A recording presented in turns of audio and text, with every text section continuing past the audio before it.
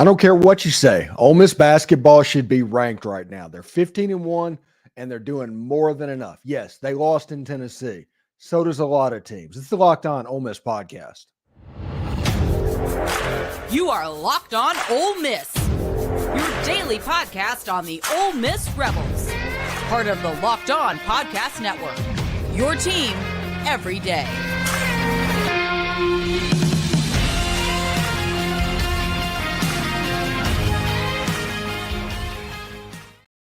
Ole Miss has taken down the Vanderbilt Commodores 69-56 in a nice win for the Rebels in the Pavilion at Ole Miss to go 2-1 in the conference and 15-1 overall. Matthew Murrell ended up with 24 points and 6 rebounds for the Rebels. That was followed by Alan Flanagan having 16 points as well as Juju Murray at 12. So good game. Ole Miss kind of controlled this thing with the exception of a couple of minutes in the second half. Juju Murray hit a three to kind of reassert control for Ole Miss. Ole Miss went on like a 10-0 run over 58 or 98 seconds or something like that. And the game at that point was essentially over. This Ole Miss basketball team is legitimately good. They have LSU coming up, which is a game that will be difficult. LSU's 2-0 going into their game today. I don't know how today's game is gone. But if Ole Miss gets past that one, they're 3-1 going to Neville Arena in Auburn, Alabama, in what will be the next big game in Ole Miss basketball history. Ole Miss, like I said, is 15-1 at the moment and is doing remarkable things. For a team that won, 12 games last year? They've already won 15 this year. So Ole Miss probably needs to go, I don't know, in a ballpark of 7-8 the rest of the way in conference play.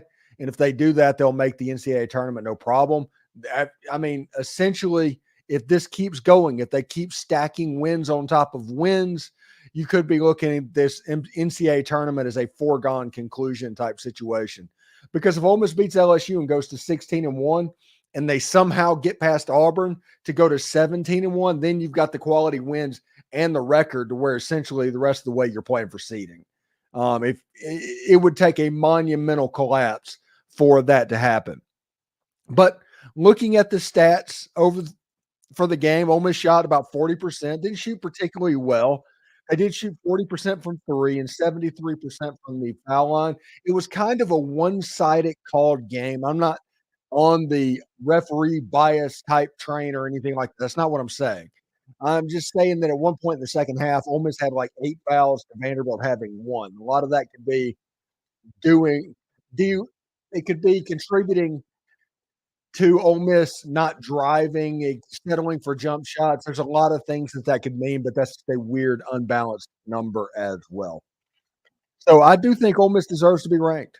Like I said, teams go up to Tennessee and lose all the time. Tennessee, when Ole Miss played them, were number 5 in the conference, and that was a game that was sold out, the first game of conference season, and Ole Miss kind of needed to get popped like that.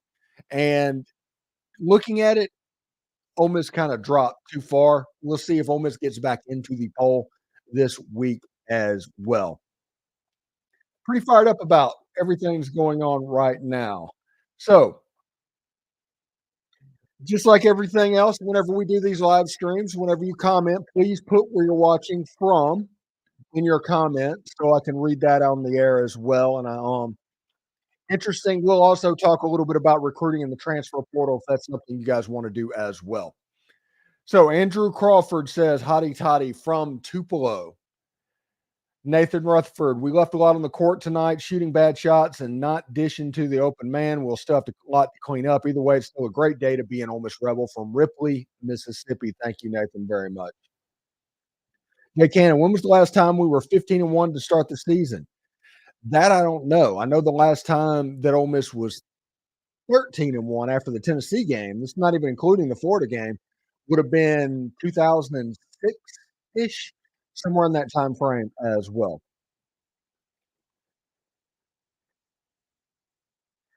The Caleb Downs tweet retweeted was the fake Caleb Downs. I don't care. That doesn't necessarily matter. People play games all the time. He didn't mention that he was transferring. He just had eye emojis. Jay Cannon is in Lumberton, Mississippi. Now, it's an interesting situation. What's going on basketball wise? It's interesting situation. What's going on in the transfer portal at the moment? I think let's see the players that are on campus at the moment. I think Yam Banks is around. I still think the shark that got put out is Yam Banks related. I mean, a lot of people think it's Brian Brown related, but I don't think they do that for a coach. So I think it's Yam Banks related. Daquan Wright from Virginia Tech is on campus now. So is Kendrick Blacksher. And Ole Miss is going to have a visit from Amorian Walker, who was a cornerback from Michigan after the national championship game. He got in the portal and immediately set a visit up to Ole Miss, and we'll see exactly how that goes as well. Donna Akers says, "Hotty toddy from Pontotoc." We had the number 3 prospect for 2025 visit for basketball. I believe his name is Caleb Holt, if that makes sense. I think that's what On3 is reporting, and I think 24/7 might be there as well. If I get that wrong, I apologize.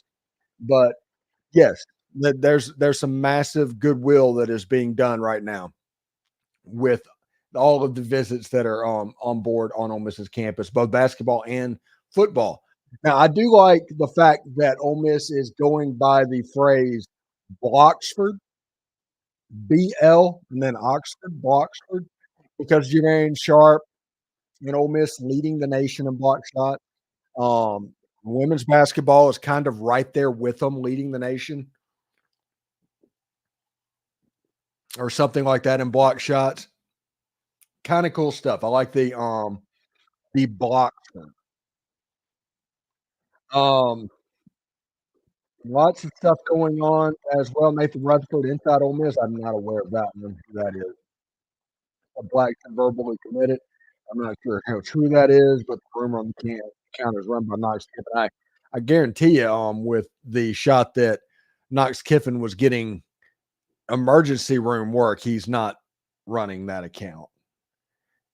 But I'm not saying that Kendrick Blackshire is not going to commit. I'm just saying that I would not doubt that angle as well. Dean from Clinton, hotty toddy, great time to be a Rebel. Sorry, State College. Zachary Teraba, I wonder if we'll see a lineup with Sharp and CC on the floor at the same time instead of interchanging. Against Florida, that happened a little bit as well. They did both play at the same time against the Florida Gators. Is there any good news from the players that are on campus this weekend? It's still early on Saturday. Probably won't hear anything until tomorrow. Everybody's assuming that the shark that got put out was for Yam Bank. So other than maybe you hear him announce, and then you have Kendrick Blacksher, who will be here till tomorrow. You have a Marion, what's his name? Sorry, Marion Walker. Sorry about that. Visiting as well coming up, and then you have Daquan Wright. Any of those could pop, honestly. It would not surprise me. It literally would not surprise me if Ole Miss ended up with a commitment from all 4 of them before all of this is said and done. It is that type of situation. And these are big name type players that Ole Miss needs to connect on. They will help the team. They will make Ole Miss's football team better, even though they are not like the Princely Amon Ellen or Walter Nolan type transfer prospects. They're players that Ole Miss needs to keep an eye on and what's going on. A lot of Bama's secondary seems to be in the portal. I wonder if we have a shot on with Pete. I think so. I think the defensive coordinator that just went to Georgia, though, I think it's going to be closer as well. It would not surprise me. Listen, I do not think Ole Miss can even afford Caleb Downs. Okay? I would like Alabama not to have Caleb Downs. I would like no SEC to be completely honest about it. I think Caleb Downs going to end up at Georgia before it's all said and done. You got this 30-day period to where a whole bunch of smoke is going to go either way. I sincerely believe that Caleb Downs is going to end up at Georgia. I just did. The other secondary players, I'm not 100% sure on. If Ole Miss gets Memorial and Walker, I think they might be done in the cornerback position, especially if they get Yam Banks and those. They have a lot of good pieces that they are getting on offense or on defense and in the secondary. So it'll be interesting to see. Nathan Rutherford says Roy Dell had committed to FSU. So if we go after another running back, who do you think it will be? Okay. We're going to go in the weeds a little bit, all right? And I'm not reporting anything. This is all rumors. Everybody wants rumors, I assume, okay? There's two players that Jackson Dart started following on Instagram in the last week or so that were running backs. One is the running back from Penn State that was not Nicholas Singleton, the other guy. That guy was followed on Instagram.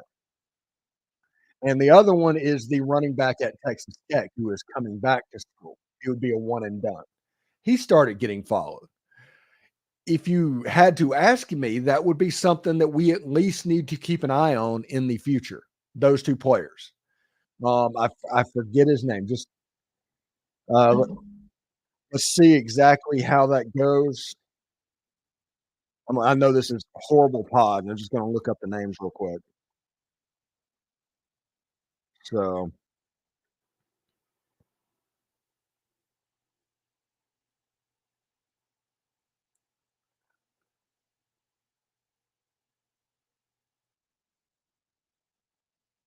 let's see.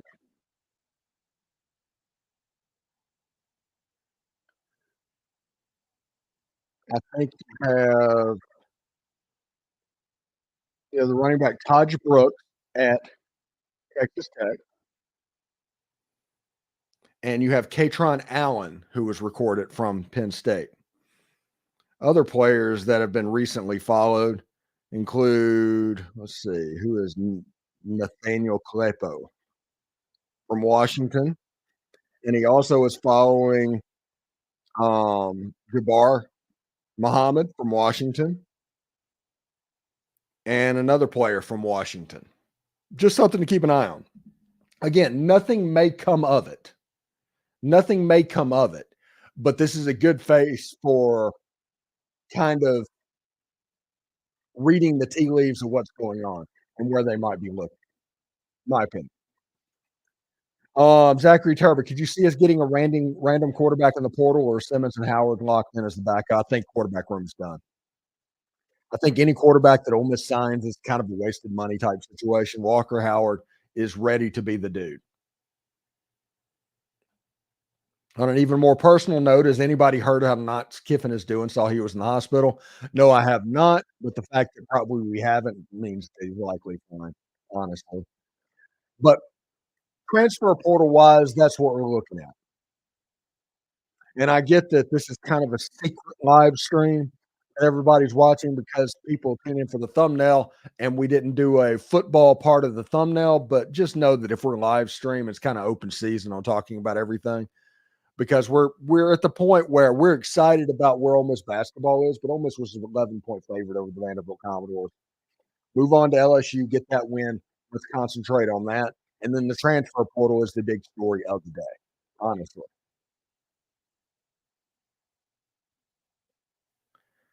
Let's see. Garvin Keynes from South Haven, Mississippi. Zachary Turban. Any news you know about the baseball team? Elliott is out for the year. My knowledge, yes, Elliott is done for the year. The baseball team, though, if you look at like D1 baseball, they're pretty excited about the transfers, and we'll get on them and talking with Derek Vandy, Cliff, and all that as the baseball season gets closer. We're about a month away, honestly, from it being real. Joey Freeman, is Damani Jackson staying at Bama? I do not know. I do not know. That's a situation to where, yeah, it's a weird situation, and you might see Ole Miss circle back in that competition. You might see Michigan, although Michigan was in the top 3 with Alabama, and they don't know what's going to happen with Jim Harbaugh. And we'll see exactly how that goes as well. So, Yeah, big win on the basketball court today. Transfer portal is going absolutely nuts. Daquan Wright, Kendrick Blackshear, Yam Bank, Amorian Walker, those players, big potential positions and players for this recruiting cycle for Ole Miss to pay attention to. Like I said, it would not surprise me if Ole Miss got commitments from all of them. It would not surprise me if they only got commitments from one of them, but I do expect one of those four to commit at some point, but just mainly because we got a shark. Let's see. Andrew Crawford says, "Is there a timeline for Logan Diggs' recovery?" I've heard the end of the non-conference season, him being back to 100%. ACLs can be tricky injuries, so I would add a month to that and give him off out the last 4 games in the schedule. Um, so, I think Ole Miss is going to try and find another running back. I gave a couple of names in this podcast that had followed. Jackson Dart followed recently, that are seemingly unrelated. So we'll see exactly how that goes. I mean, I'm pretty fired up indeed. We're going to keep this going just for a little bit longer. This is a typical postcast, and this is what we're going to try and do after basketball games. It's just a 15, 20, 25-minute podcast, postcast, live stream to talk about exactly what's going on. I'm very impressed with what Chris Beards has been able to do in year one. 15-1. I think this is the longest streak in the history of the Pavilion. I think they've won 13 games in a row in the Pavilion. It's becoming a little bit of a fortress and a hard place to play and all of that stuff. I think I saw that on Twitter. So we'll pay attention to what's going on there. And inside the SEC, the more you can stack wins on top of stacking wins, the better off you're going to be. And I'm pretty fired up to see what can happen. Got LSU coming up. I guess that's Wednesday night. We'll have Tim Thomas at the end of the week getting ready for the Auburn game. He will pop on the show as well, and we'll talk about the Vandy game and the LSU game and get ready and preview it for Auburn. But Ole Miss's basketball team is in a position to do something pretty exciting. They're 15-1 right now. They should be ranked. They're not ranked. They absolutely should be ranked. But it's a situation where on Monday, they probably will be ranked. And if they're not, okay, they will be after next week. And you have LSU. If you can get that win, that could be an impressive thing. And then you have Auburn, which is the next big game on Ole Miss's basketball schedule. Zachary Turber, thank you for being on every day on this podcast. Love the consistency and how well you put together the show. Day one listener here. Thank you very much, Zach. Very much. And but this is what we're doing. We're trying to get this YouTube channel integrated with our Discord server.